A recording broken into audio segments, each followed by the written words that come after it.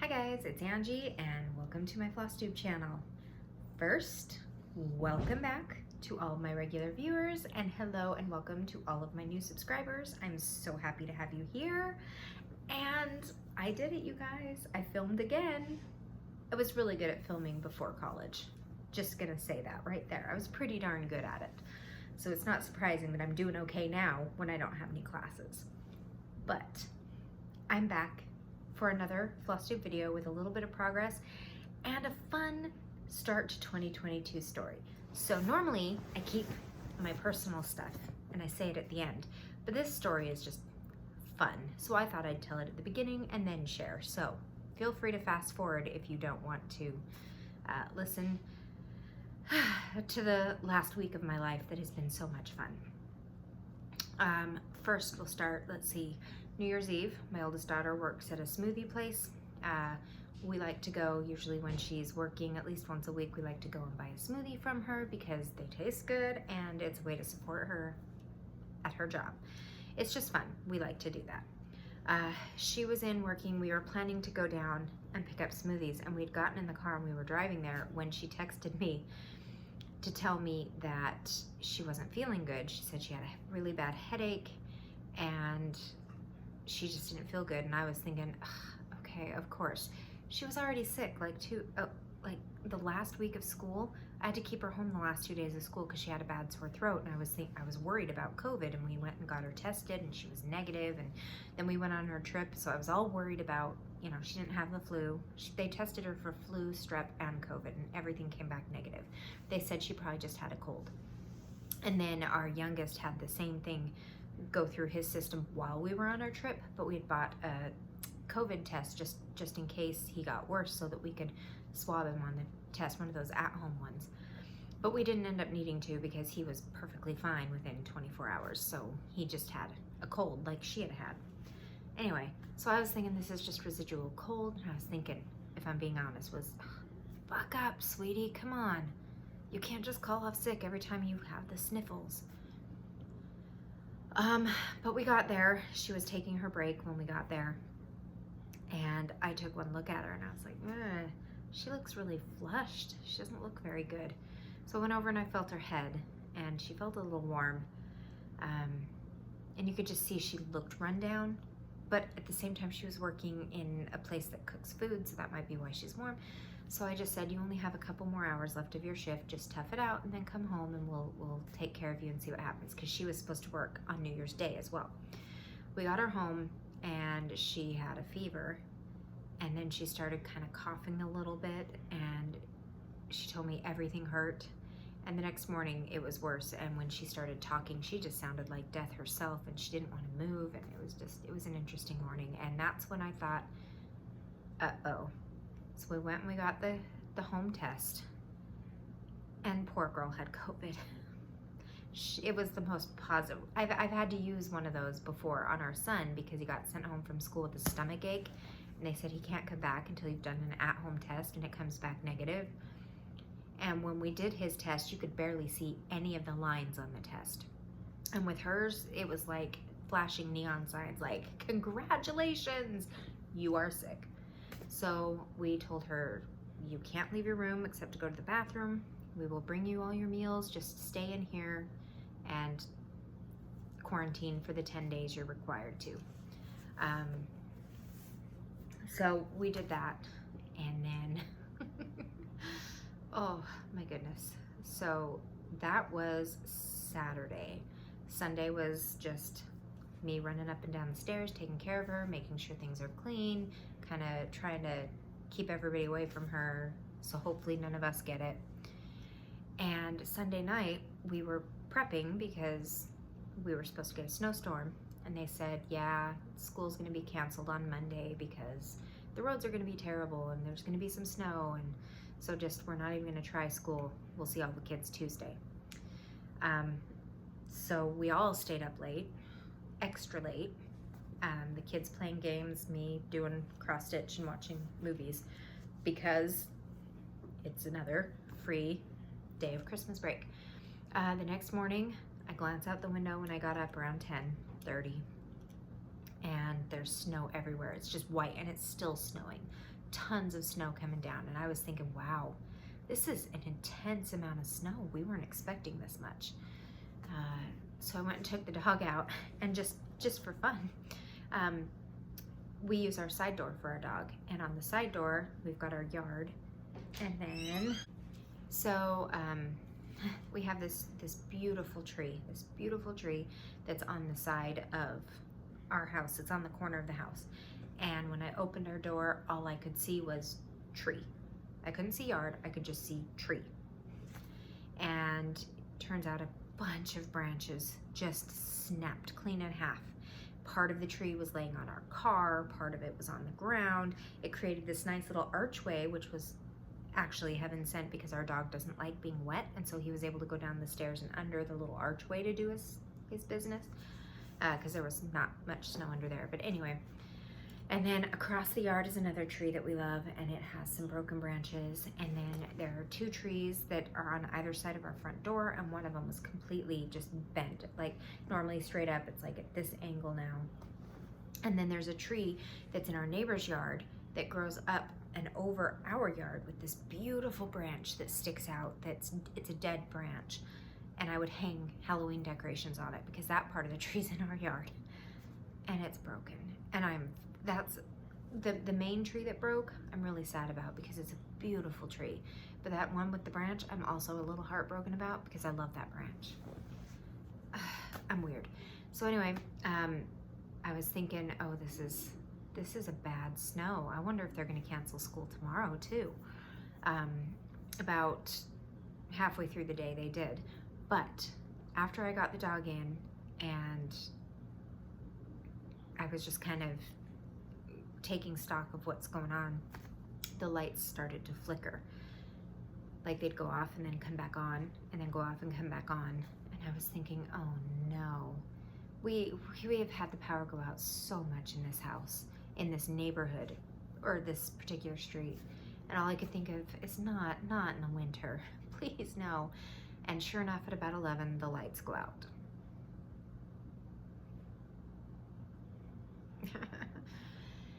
So, seeing as how it is practically a blizzard outside, there's tons of snow, the roads are not plowed, I'm thinking this is gonna be a long one. We're not gonna have power probably for most of the day, if not overnight. Okay, we're okay. The house is warm, it'll drop, but it won't, it'll take a while before it gets too cold.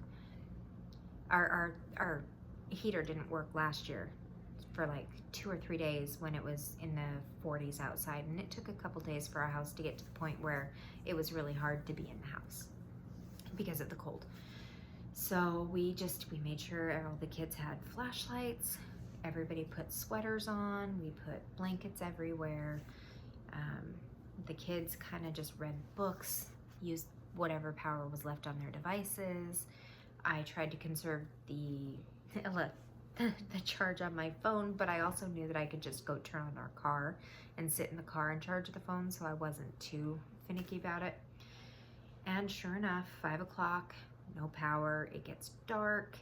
We used our grill to grill some hamburgers that were sitting in the fridge waiting, but we were trying not to open the fridge because we didn't know how long the power outage was going to be, and we didn't want to lose the cold, so we grilled that meat so it wouldn't go bad, but then we didn't touch anything in the freezer. And sure enough, we ended up sending the kids to bed kind of early, and we all kind of got cozy under the covers and tried to sleep. And next morning, it's 60s in our house, low 60s. So we're all a little chilly, but still no power. The power company has an app that you can go to, and it would tell you, what's the cause of the power outage, when the estimated time of recovery is, and whether or not a crew has been dispatched or assigned or working on it. And they still hadn't even gotten to the point where all it said was storm caused a power outage, and that was it. There was no estimate, no crew assigned, nothing. So we were thinking this is maybe gonna go most of today too. And sure enough, all day on Tuesday, no power. And by 11 p.m. we were in the very low 60s, bordering 59 degrees in the house. And I was a little frustrated because we don't know how long the power's gonna be out, so we don't want to open the fridge and open the freezers to cook the stuff in there in case the power doesn't come on for a while. We don't want our food to get ruined. And so we're, running to drive-thrus because we're all quarantined. We don't want to spread sickness. So we go to the drive-thru and get dinner and eat by flashlight at the table, and then everybody kind of goes back to their rooms and hunkers down, and it's a little harder to sleep because it's cold. And the next morning we get up and we're in the 50s in the house, and there's still no estimate. And then I think it was around 10 in the morning, they finally had an estimate on Wednesday that it would be back up by 5 to 11 p.m. that night. And so I said, okay, we're good. I can do this. And we went out to grab some more drive-thru for dinner. And I looked at the app because it's like 7 o'clock. We're getting drive-thru. There's no power in the house. And it's jumped from being fixed that night to the following day at like 5. I'm so frustrated by now. So frustrated because I'm tired. And they haven't even sent a crew out. They've just said, we know what the problem, we think we know what the problem is. Thursday morning, we were at 46 degrees in the house. 46 degrees. We're freezing. My husband looked up the CDC guidelines, and they said if your COVID positive person is feeling better, not showing any more symptoms, has no fever, as long as they're in the mask, they can go places. And so we saw that they didn't expect to get the power back on until Thursday evening around 11 p.m.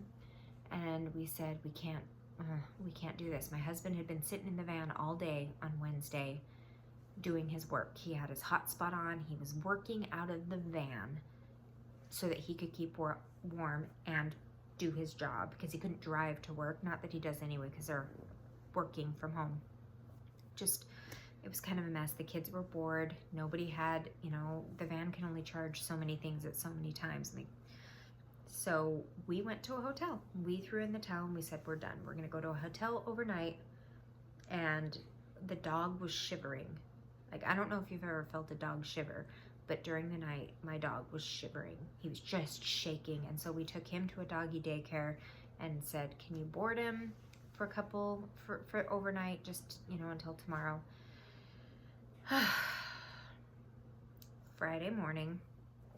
Thursday, we got to the hotel, and right after we got there, my neighbor texted me and said, the power came back on. And I said, oh, great, maybe we don't need to stay here all day. Maybe we're fine. And then, not kidding, 2 minutes later, she texted again and said, yeah, no, it's out again. Oh, okay, well, that sucks. And turns out when they got whatever the problem was fixed and the power came back up, it blew the transformers at the neighborhood substation or whatever. So yeah, so she called, and our landlord at this point was also calling the energy company trying to find out what's going on. And our landlord texted and said, they said, no problem, it'll be done by 5 today. By 11 o'clock Thursday night, they still hadn't had power. By the next morning, still no power. Friday morning, there's no power still. They're estimating that it won't be back up till 11 or so that night again. So we extended our stay, extended our dog's stay, just tried to get everything. Thank heavens, Friday around 5 p.m. the power came back on. And Friday morning the power came back on for about 30 minutes. And then something with lightning rods or whatnot on the power poles, that blew and the power went back out. But finally around 5 p.m. the power came back on and stayed on. We were already still comfortable at the hotel, so we decided to let the house warm up. And we stayed there till Saturday morning, and then we came back home. And then when we got home, the house was about 60 degrees, so not terrible. Bad things, everything in our chest freezer, everything in our fridge, and everything in our regular freezer are toast. We checked on them the day before. We would come back to the house and check on it just to make sure everything was okay. We have sump pumps that were not running. We wanted to make sure nothing's flooding. And on Friday when we checked the freezers, the freezers, both of them, they were completely defrosted. Chest freezers, I mean, everything was still cold, but all the frozen foods had thawed to the most part, so it's all ruined. Yeah, so that's really frustrating. That's a lot of food that we lost. But the power's back on, as you can tell. We had 102 hours without power. Crazy, not fun. Gave us some ideas on what we can do in the future. We don't have a generator because we rent everywhere we go, and honestly, we have never had an issue with power outages. I think when we lived in Germany, the power went out once when a truck crashed into one of those energy boxes, you know, electric boxes, and it was only out for half a day. Never in Alaska. Not once did we lose power in Alaska. In Texas, I think we lost power twice maybe. In California, 2 to 3 times for a couple hours. Here, we have lost power several times for multiple hours. And then obviously this week was really terrible. We had it fairly lucky because while we did have a sick child, she had lots of blankets and she was okay, and she's perfectly fine now, but it was a nightmare. It was a nightmare, and all I can think though is thank heavens we were not on the freeway, because if you didn't know about the people stuck on the freeway for 24 hours or more, I'm just glad that wasn't me. So that is my 2022 story. Oh, and my Kindle died and wouldn't charge. Like, it won't accept a charge now. So I had to buy a new Kindle, and I had 2% battery left on my other one, and even I had it plugged in and everything, and it just would not charge. So I was able to transfer a whole bunch of stuff into Dropbox before it completely died. And then my husband bought me a new Kindle because I was stressed out and mad, and I needed it because I need to cross stitch for sanity. And so I got my new Kindle, a nice, pretty big one, so I can continue cross stitching. I got an updated version of Pattern Keeper, and sadly, on my updated version of Pattern Keeper, my Clouds Factory patterns don't show up. They're not partnered with Pattern Keeper, but on the older version, it's still recognized most of the symbols, not all of them, but most of the symbols and their colors. And so you could still mark everything off just like normal. And now it doesn't recognize any symbols or colors. It recognizes the pattern, and you can zoom in on the areas and it will show you symbols, but it doesn't tell you what color it is on the side. If you've used Pattern Keeper, you know what I'm talking about. And then if you do anything, it just turns it all gray. So it's kind of sad, but it's workable, and I have a paper copy of the pattern, so I just have to switch back to the paper copy. Not a big deal. So that is my 2022 story, and this week can only be better, right? The sun was out today. We don't have power outages today. We don't have a storm today. Now we're just waiting for our trash to get collected because it didn't get picked up on Thursday, and it's overflowing, and I can't empty my gross freezers until I can put it somewhere so it doesn't smell up my house.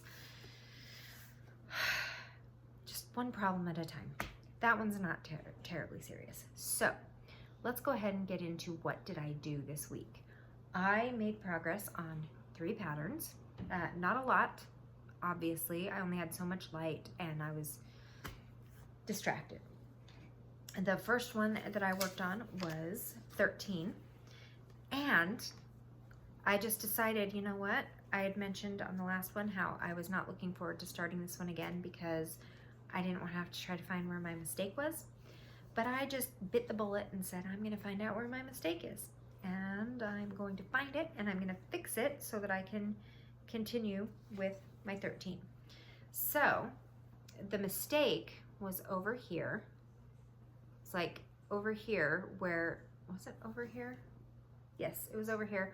On these little straight parts here, there's supposed to be 9 stitches. And on this one down here, I only did 8. So I started over here and I counted every stitch, and I counted to here and I counted up here. Everything was in line except this, and then I realized I only did 8. Super simple fix. So I just frogged the line, the stars, everything else was in the right place. So I just frogged the line and then restitched it with 8, and it all meets up and it's perfect. And this is where, let's see, and this is where I'm at this week. I'm trying to show you without, there we go. So I finished all the border up here. Everything up here is finished. So the top half of the pattern's done. I'm on here. This is the bottom of this whole full coverage spot. So I just have to go across here, and then it starts words, and I have a couple pots, and then the border and the words. So this bottom part should go by quickly. So I chose this as my monthly focus piece on Semi-Sane stitchers so that I can get it done, because I really want to get some of these patterns done so that I can really start working on some newer patterns that I'm excited about.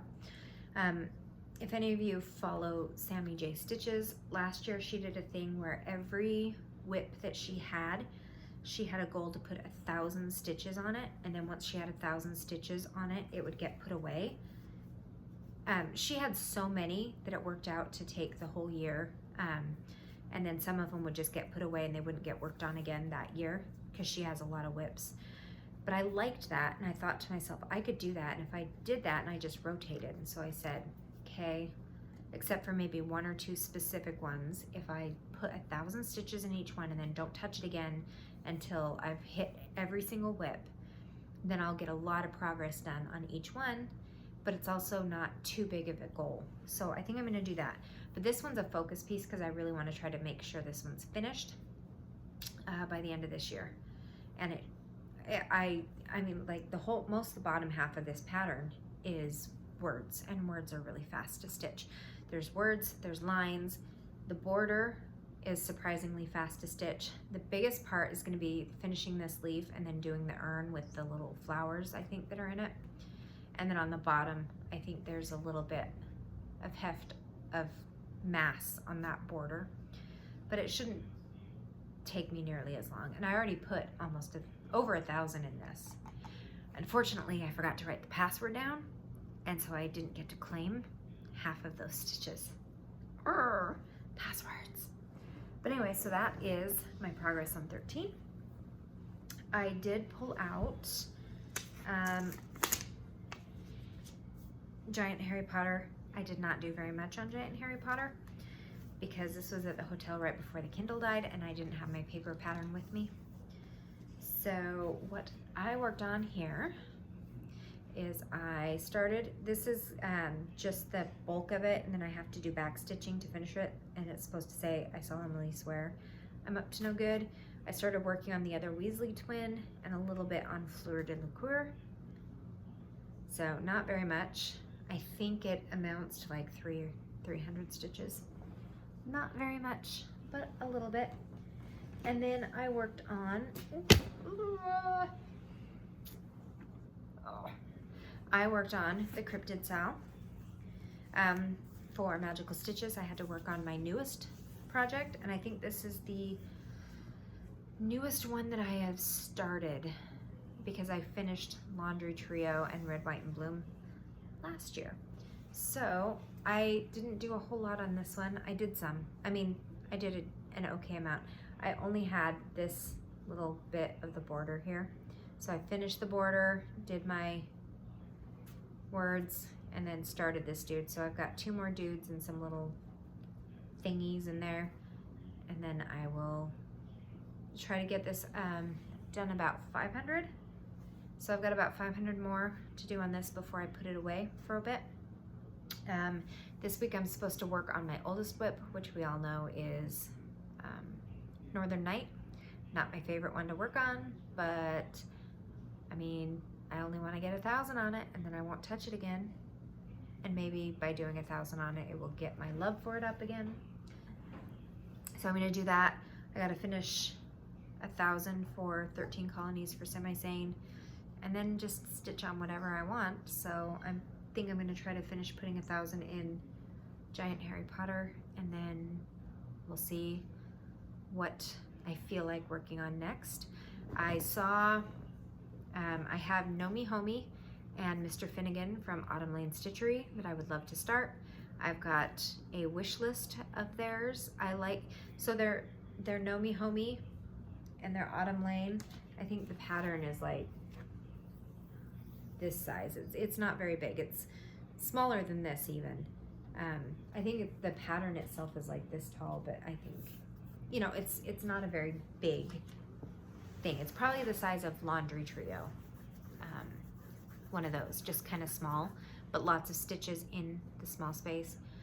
But they have an Easter Bunny one, they have an Uncle Sam one, they have a bunch for Christmas. There's a really cute Rudolph, there's a Mrs. Claus and a Santa Claus and a snowman.